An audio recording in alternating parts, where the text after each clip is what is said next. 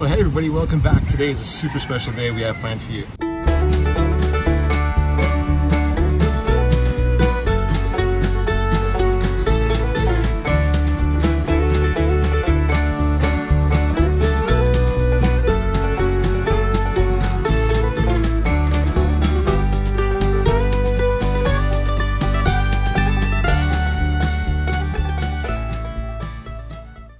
I'm back here at my friend Todd and Shantae's place. It's called Crooked Toe Farm. Hi, I'm Todd Ablett.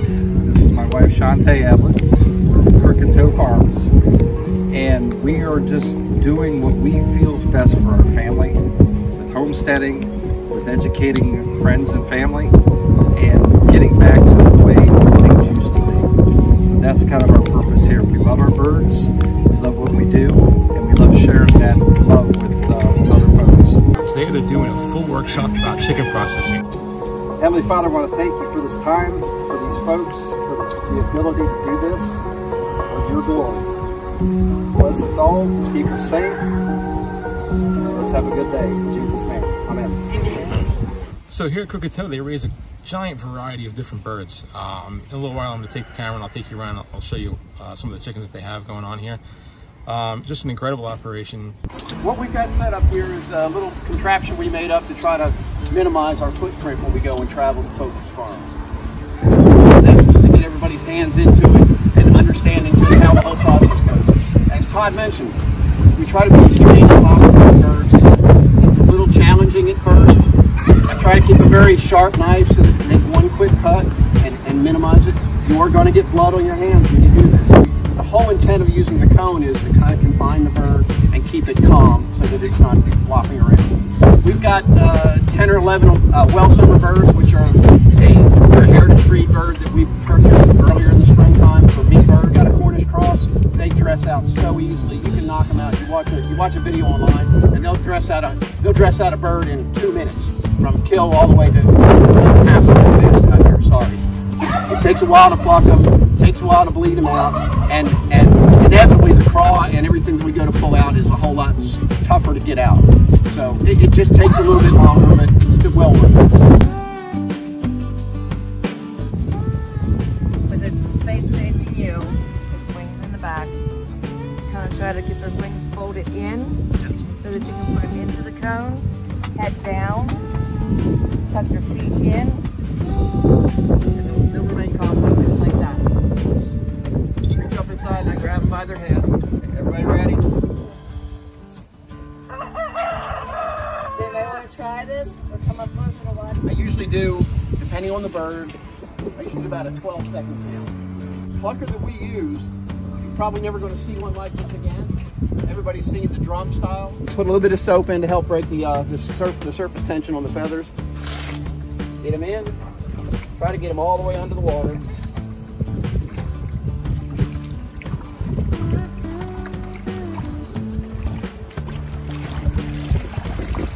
Your wing feathers start to pull out pretty easily. You probably get the right temperatures. Go straight in here to the plucker.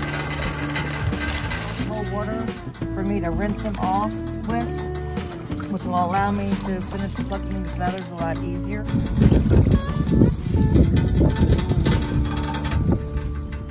Always working with a sharp knife. I go ahead and I cut the feet off.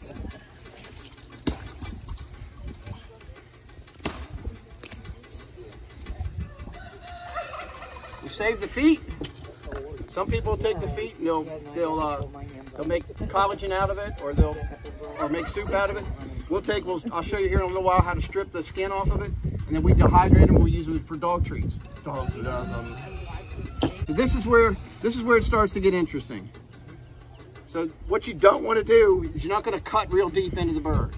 You want to go ahead and pinch the skin a little bit, and you want to make a little nick and just break the surface. From there, you're going to open it up, and what you're looking for is a couple of things. You're going to see that's his windpipe. So you've got the windpipe and the craw. You want to go ahead and break completely loose so that when you go to pull the insides out, everything kind of goes out with it. The craw is always going to be on what would be the right side of the bird. That's this little sac right here. That's where when they eat, it fills up and then eventually works back down through their system. So we took these guys off food last night, so the craw's completely empty. But what I want to do now is I want to separate the craw from the skin.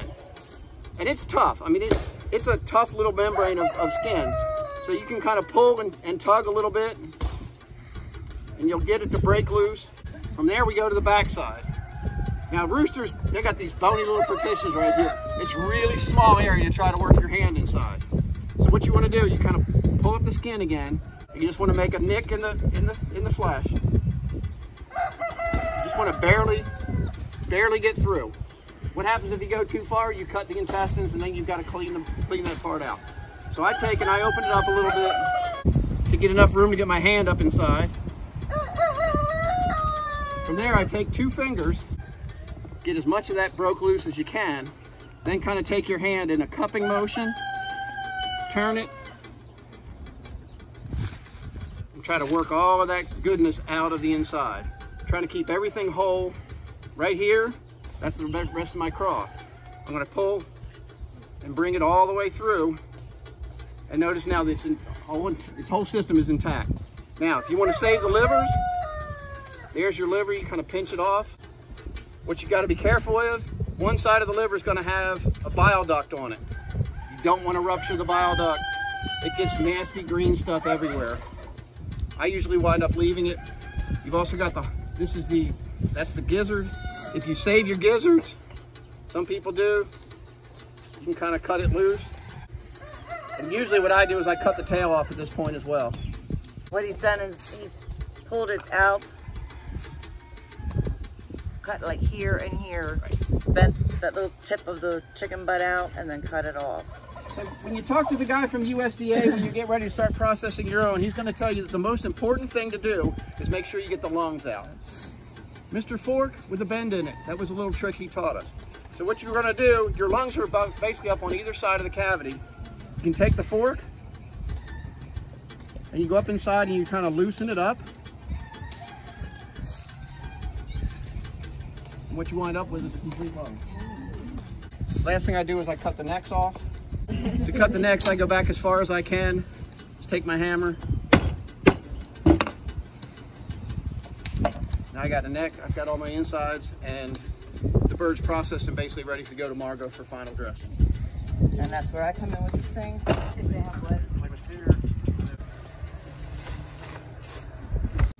For any of you that don't know, this is the farm where we purchased our chickens from, our egg layers. Todd and Shantae are super great people. We met them when we first came out here.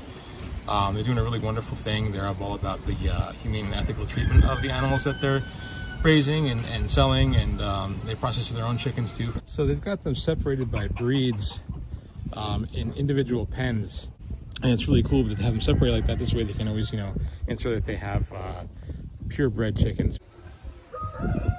Got your barred rocks here. Ladies with this handsome fella. Looks like some crevicores here.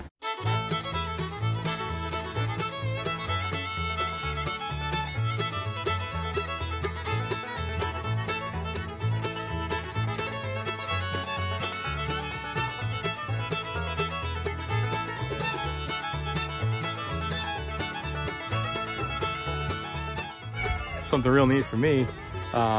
These are the pigs that we're going to be getting our piglets from. Well, hey guys. Hi.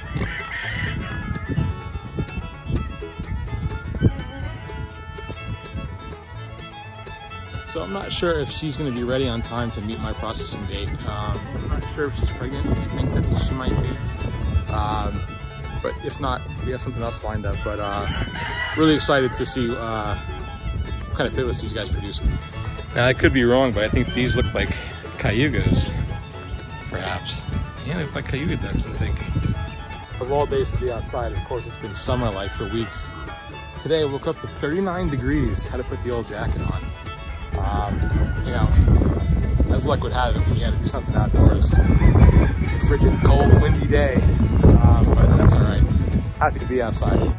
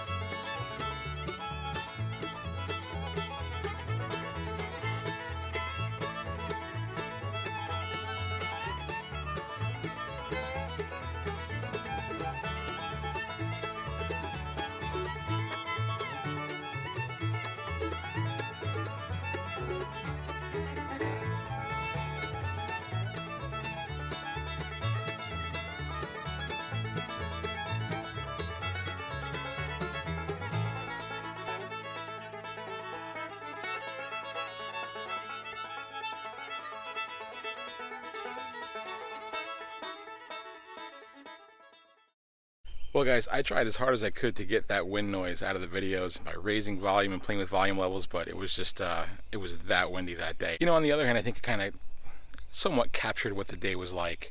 And that's one of the things I struggle with the most with making YouTube videos is capturing the things that the camera doesn't. How the air felt, how it smelled that day when, you know, Todd and his wife had that bonfire going, and the kindness of the people next to you. It's, you know, you can capture good footage, but you just can't ever capture the feel of something. And I really struggle with that with YouTube videos a lot. I'd have to assume that filmmakers, you know, professionally struggle with capturing the feel of something, and I think that's it's probably the bane of their existence, you know, just trying to like really transport your audience to where you are and what it seems like and what it feels like. But hopefully some of that came through in this video. So I may be wrong on this, but the people that were processing those chickens that day, I believe they have, they're called M&M Farms, I believe. And I'm going to be getting in touch with them to do our chickens as well. This is something that we would like to do ourselves in the future, but the initial outlay of getting invested in it, buying pluckers and the scalders and even cheap plastic tables and knives, it adds up really fast. For the meantime, I do like to keep things within my community. I think that's really important, which is kind of one of the reasons why I went to this event. Todd and Shantae are part of my community. They're nearby, and one of the coolest things is I happened to meet a lot of other people there that we're going to be able to network with. Two of those people have a feed and seed store and garden center nearby. Really nice people. I had no idea that anyone even watched this channel that would be nearby, but they said they know the channel very well, and that kind of blew me away. I felt honored about that. So I think we're gonna, you know, maybe head up there and maybe film them a little bit, their store and what they do. We met somebody named Ginger. I think she grows herbs and greens and all types of stuff like that. She also had some, what you guys saw when they were cleaning the chickens, they had dehydrated chicken feet, which we happened to bring home. I bought a bunch of them and brought them home to my dogs, and they went crazy for them. So we'll link up with her and all of these people, including Todd and Shantae at Crooked Toe Farms, Ginger and M&M Farms. I'm going to link everybody and in the description. So if anyone's interested in networking with them and seeing what they have to offer, you can click right on the description, and their information will be right there if you want to get in touch with them. Now, I'm sure you guys, like I do, probably watch many different homesteading channels, and you guys can see that, you know, a lot of these people will bring out these brand new fancy stainless steel pluckers with digital screens and readouts and brand new scalders and all this fancy equipment and outdoor kitchens with stainless steel tables all over the place, and that's all really nice. But I thought this was really cool because these guys have a mobile processing setup where they pack everything onto a trailer and they come to you and they process your chickens right on your farm. I mean, how cool is that? A lot of people like to use Cornish cross chickens, which they're bred to have less feathers and be easier to clean. They were processing wholesome chickens during this event, and they're a little bit harder. You'll notice when they were plucking them, the feathers kind of don't come out as quickly as easily because they have a lot more feathers on them. They're not bred to be you know, easily plucked, I guess. You know, you guys probably see tons of Cornish cross chickens being processed on YouTube, but no one ever shows you the processing of these heritage breed birds, so I thought that was kind of neat. Anyway, I had an incredible time at Crooked Toe Farm. I learned a lot, and mostly I've met a lot of new people. Hi, sweetheart. Maggie wants to say hi. I met a lot of really interesting, cool people that I'm happy to meet, and it was just a great day. It was really nice to be part of our community. Since we've been pretty much isolated since we moved here, so that meant a lot to us. What, you guys want your 5 seconds of fame today? Good morning, Magster. No eating my fingers. Anyway, guys, we are in full swing over here on our farm. Our meat chickens arrived the other day, as you guys saw. I had them in the pantry, and we were dealing with that stink for quite some time, and we finally moved them outside onto out to pasture.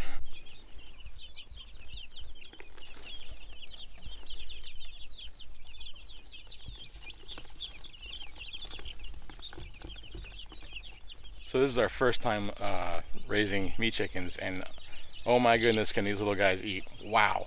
That's pretty much all they do all day long is eat. I've never seen animals eat quite this much as they do.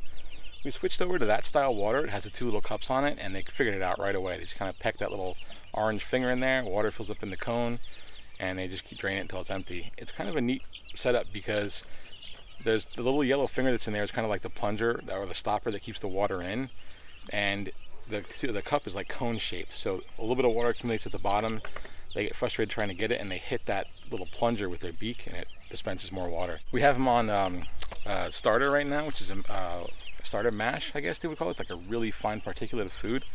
The local feed mill that we use for our egg layers, we spoke to them because the store that I go to buy our feed said that they don't have, they don't carry a broiler feed. So we're kind of disappointed. So I actually called that feed mill, and they said it's been the topic of conversation for the past month, but they actually just came out with a broiler feed and they are shipping it to my store. I guess they're overwhelmed with requests for broiler feed. So it just goes to show you how many people are interested in doing what we're doing right now. So we've got our little ducks moved outside as well. On this side we have an old chicken coop that was sitting unused, attached to this kind of makeshift chain link run. So I plan to take it down, and we're gonna actually make this whole area a barnyard eventually. But we figured, why not use it in the meantime? The ducks can stay safe and secure in here. They have a huge area. They'll have their own coop they can go into at night with a heat lamp in there. And we bought one of those little kiddie pools and made them their own little duck pond. Because if you guys don't know, ducks grow like really fast. They're only, I think, 3 weeks old, and they're already, you know, football size. So let me get you turned around and show you the ducks. I was hoping to get you footage of them swimming, but I guess these guys are all tired of being in the pool this morning. What's up, ducks? Hey guys. I don't know if you noticed, but there's some debris in here. There's an old A-frame duck house in there that's in pretty decent shape. I think what I'm gonna do is add some wire to it and some tin roofing and get it moved out here. What we were saying we might like to do with them in the future is put a koi pond pool right in between these two trees, because I don't know if you can tell, but the ground is really sloped forward this way. So it would just be something to take up space that we can't use anyway. We'll have a nice little koi pond right here. We'll level it out with blocks underneath, and we'll build it up with some landscaping around it. And we'll get that little duck house made and set up somewhere near it so they can just have their own little natural pond to do their thing in. It's not actually necessary to give ducks a body of water to swim in, but they really do enjoy it. Never really thought that I would enjoy having the ducks as much as I do. You can use their eggs for baking. We've not tried that yet, but I know it's kind of popular. It's like the baker's secret. But they're really friendly. They're just characters, and for some reason they just kind of add something, this overall vibe to the farm that we really like. I just like having them here. Well, I gotta get back on this garden build, guys. It's warming up. As you can see, it's really greening up, and I've got to get that ground tilled, completely fenced in, and ready to start putting plants in. I think our last frost date is April 14th or 15th, and we're at the end of March now. So it's time. Meat chickens are here, ducks are here, and I think pigs are going to be in a week or two. So I've got to finish this garden. I've got to get a chicken tracker built, because these guys aren't going to fit in this brooder too much longer. They're growing really fast, and I have to get a pig pen going. So there's no shortage of projects around here, that's for sure. Anyway, guys, I really appreciate you being here with me on this journey. I hope you had a good time visiting Crooked Toe Farms with me. As always, guys, please like, comment, and subscribe. It really helps us out. The channel seems to be growing pretty well on its own, but we have not been able to come this far without you guys, so thank you so much. I hope to catch you guys in the next video. Until then, thanks and be well.